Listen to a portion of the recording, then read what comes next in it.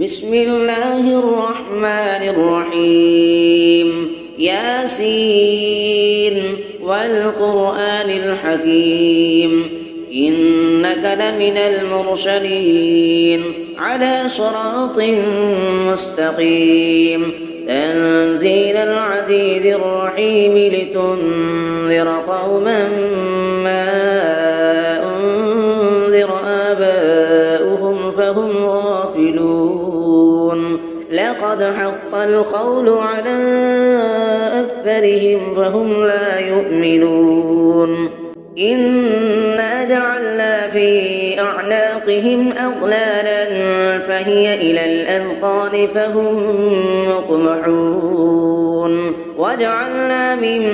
بين أيديهم سدا ومن خلفهم سدا فأغشيناهم فهم لا يبصرون وسواء عليهم أنذرتهم أم لم تنذرهم لا يؤمنون إنما تنذر من اتبع الذكر وخشي الرحمن بالغيب فبشره بمغفرة وأجر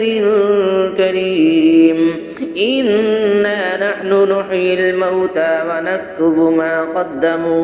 ما قدموا وآثارهم وكل شيء أحصيناه في إمام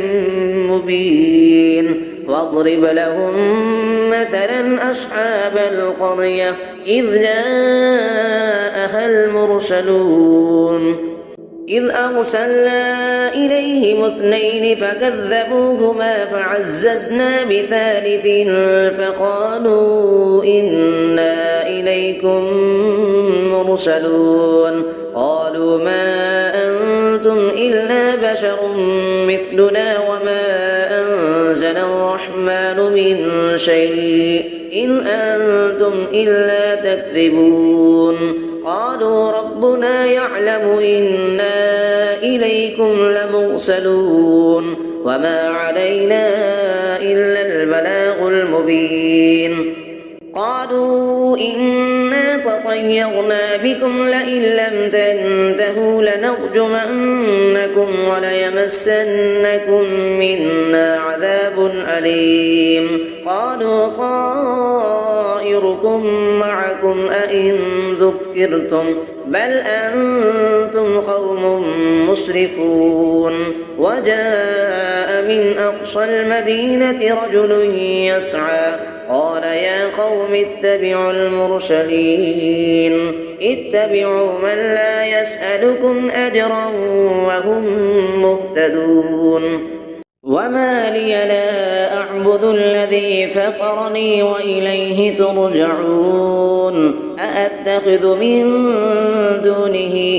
آلهة إن يردني الرحمن بضر لا تغن عني شفاعتهم شيئا ولا ينقذون إني إذا لفي ضلال مبين إني آمنت بربكم فاسمعون قيل ادخل الجنة قال يا ليت قومي يعلمون بما غفر لي ربي وجعلني من المكرمين وما أنزلنا على قومه من بعده من جند من السماء وما كنا منزلين إن كانت إلا صيحة واحدة فإذا هم خامدون يا حسرة على العباد ما يأتيهم من رسول إلا كانوا به يستهزئون ألم يروا كم أهلكنا قبلهم من القرون أنهم إليهم لا يرجعون وإن كل لما جميع لدينا محضرون وآية لهم الأرض الميتة أحييناها وأخرجنا منها حبا فمنه يأكلون وجعلنا فيها جنات من نخيل وأعناب من نخيل وأعناب وفجرنا فيها من العيون ليأكلوا من ثمره وما عملته أيديهم أفلا يشكرون سبحان الذي خلق الأزواج كلها مما تنبت الأرض ومن أنفسهم ومما لا يعلمون وآية لهم الليل نسلخ منه النهار فإذا هم مظلمون والشمس تجري لمستقر لها ذلك تقدير العزيز العليم والقمر قدرناه منازل حتى عاد كالعرجون القديم لا الشمس ينبغي لها أن تدرك القمر ولا الليل سابق النهار وكل في فلك يسبحون وآية لهم أنا حملنا ذريتهم في الفلك المشحون وخلقنا لهم من مثله ما يركبون وإن نشأ نغرقهم فلا صريخ لهم ولا هم ينقذون إلا رحمة منا ومتاعا إلى حين وإذا قيل لهم اتقوا ما بين أيديكم وما خلفكم لعلكم ترحمون وما تأتيهم من آية من آيات ربهم إلا كانوا عنها معرضين وإذا قيل لهم أنفقوا مما رزقكم الله قال الذين كفروا للذين آمنوا أنطعم من لو يشاء الله أطعمه إن أنتم إلا في ضلال مبين ويقولون متى هذا الوعد إن كنتم صادقين ما ينظرون إلا صيحة واحدة تأخذهم وهم يخصمون فلا يستطيعون توصية ولا إلى